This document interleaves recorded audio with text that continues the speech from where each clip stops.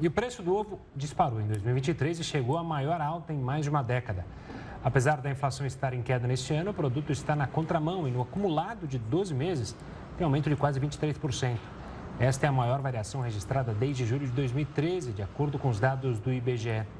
Nos últimos 12 meses, a alimentação em domicílio subiu cerca de 3%, ou seja, o ovo está com um aumento quase 7 vezes maior. O preço maior é em decorrência da queda da produção, altos custos e o aumento da exportação. E para a gente se aprofundar mais nesse assunto, a gente vai entrevistar daqui a pouquinho o José Eduardo dos Santos, que ele é presidente executivo da Associação Gaúcha de Avicultura, para falar mais então, né, por que o preço do ovo deu essa disparada. Você sabe que lá no meu prédio a gente tem um grupo do ovo que toda semana... Grupo do ovo? Eles entregam o ovo para os moradores. E assim, de mês a mês, vem subindo. E o que chama a atenção é que o ovo ele normalmente sempre é aquele aliado de quando o preço das carnes está alto, então a gente vai buscar no ovo.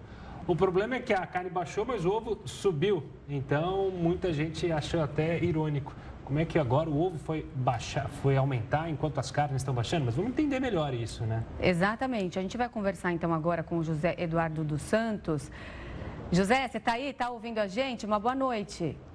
Estou ouvindo sim, boa noite. Uma satisfação poder participar e levar informações para a população poder entender o que está acontecendo aí com um desses alimentos aí mais completos, né, depois do leite materno.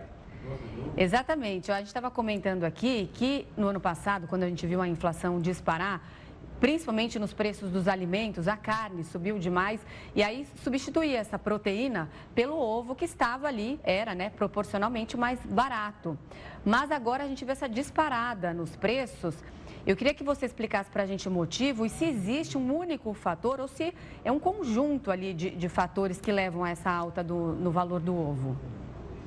Bom, realmente você colocou agora o motivo que levou essa alta do ovo. É um conjunto de fatores, né? Rapidamente eu vou dizer que o setor, o produtor, a indústria de produção de ovos, né, passaram os últimos 3 anos trabalhando com margens apertadas, com custos elevados, né? O preço do milho, que é praticamente 70% do custo da produção de ovos, né? O preço do milho subiu, né, em algumas ocasiões, nesses últimos 3 anos, em torno de 90%, 100%.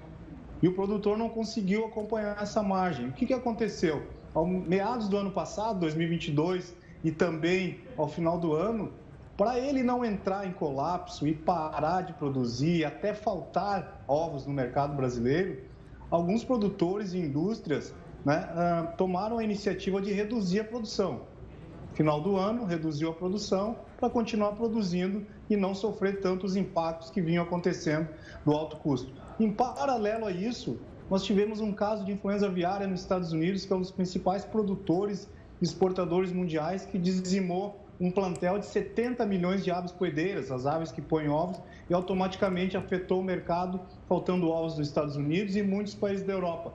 Em paralelo a isso, os efeitos da crise Rússia-Ucrânia, que inflacionou o preço dos alimentos no mundo. O que aconteceu? Os países se voltaram para o Brasil, que é um potencial produtor de proteína animal, como carne de frango, né, e outras proteínas, e se voltaram para o Brasil para buscar, né, esse alimento que é essencial. Veja bem, quando eles se voltaram para o Brasil para buscar esse alimento, se depararam com esse procedimento de segurança, digamos assim, que os produtores tiveram que fazer para continuar produzindo. Então, houve um conjunto de fatores, né, que ocasionou um ajuste na oferta. E aí, automaticamente, nós tivemos esses preços aquecidos, mas a população, o consumidor, pode ter a certeza de que não faltarão ovos no mercado. Vamos ter um ajuste, sim, para esse produtor que foi penalizado nos últimos 3 anos com um custo elevado, com as consequências da pandemia, né? E agora está se exportando. Nós estamos exportando muitos ovos para diversos países justamente para ajudar também, né, as famílias que dependem desse ovo. E outra informação é que o consumo aumentou muito no Brasil. O ovo saiu daquela classe de vilão do colesterol e hoje ele é base para muitas refeições, da mais simples à mais alta gastronomia. Então, são muitos fatores que levaram a isso, mas nós podemos ter certeza O Brasil produz em torno de 53 bilhões de ovos por ano e não vai faltar ovos para o nosso consumidor, muito menos para a indústria de processamento de alimentos, que utilizam esse alimento como base, e também para o mundo fitness, que hoje vem consumindo muito a proteína ovo. José, você mencionou e frisou bem que não haverá desabastecimento, mas eu fico me perguntando, qual que é o prognóstico de vocês aí da associação para os próximos meses? O preço deve se manter elevado? Deve haver alguma estabilização, pelo que vocês entendem do ciclo aí, de produção? Ou a gente já pode ver em alguns meses uma baixa no preço? Veja bem, né? O comportamento de mercado está muito ligado, né, às situações econômicas. Nós ainda estamos vivendo no Brasil, né, uma certa instabilidade econômica depois, né, da mudança de governo. A população também está descapitalizada, né, e está aguardando, né, programas efetivos na esfera econômica que deem mais condições de consumo, mas que capitalizem mais a população. Por outro lado, a gente vê o mundo com uma série de problemas. As adversidades, como eu citei, da guerra Rússia-Ucrânia, da influenza aviária, né, dizimando plantéis, não só nos Estados Unidos, na própria Europa, né? Então, esses países se voltam para o Brasil, né? Então, o que pode acontecer nos próximos meses?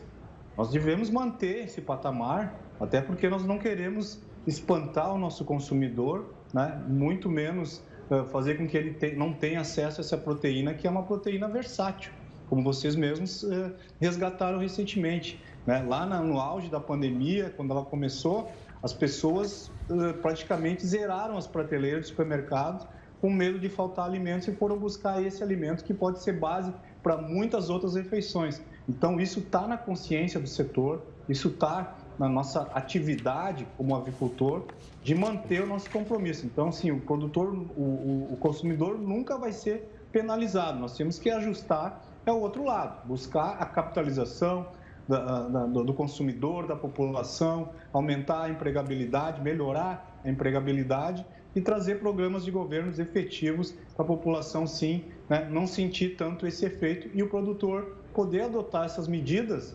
justamente para não entrar em colapso ou parar a produção e nós tivermos que importar ovos de outros países, aí sim nós vamos ter preços bastante altos e aí fugindo desses patamares atuais. Tá certo, José. Muito obrigada pelas explicações e que bom que não vai faltar aqui no Brasil um alimento tão importante e nutritivo como você mesmo bem explicou. Boa noite, até uma próxima. Boa noite e obrigado aí pela oportunidade. Um grande abraço. Um abraço.